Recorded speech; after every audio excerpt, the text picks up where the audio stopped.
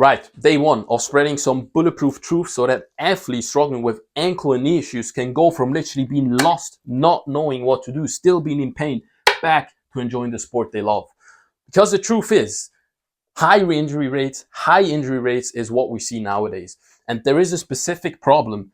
The first one simply being that the standards we're pushing for are simply not high enough.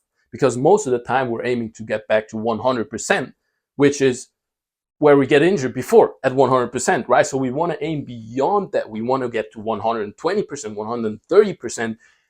The second thing then is that the standards are not really aiming for that joint dominance that we are looking for, because a lack of joint dominance means a lack of protection. Because we're not bodybuilders, we need strong and healthy knee joints, strong and healthy ankle joints. And in order to have that, we need to use joint dominant exercises that give us that protection, that grow the connective tissue. And two exercises to actually test that out, how strong your joints, ligaments, tendons actually are within your ankle and within your knee. The first one being the lateral ankle drill. Obviously, this will test your lateral ankle ability, which is where most ankle sprains actually happen. And if we get strong here, 20 slow reps, side to side, so 10 each side, that's really going to show us, okay, now if you get into a position like this again in the future, you might not get injured as bad, or you might not even get injured at all, right? I'll roll my ankles still, but just nothing happens, because now these 20 lateral ankle drills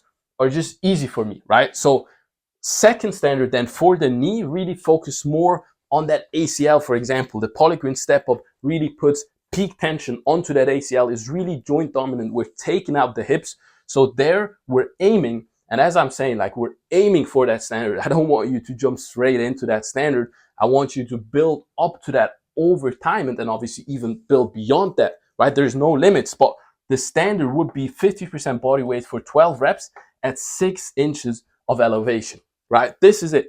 These are two exercises you can aim for as a standard of building that joint dominance and the resilience that most athletes unfortunately lack.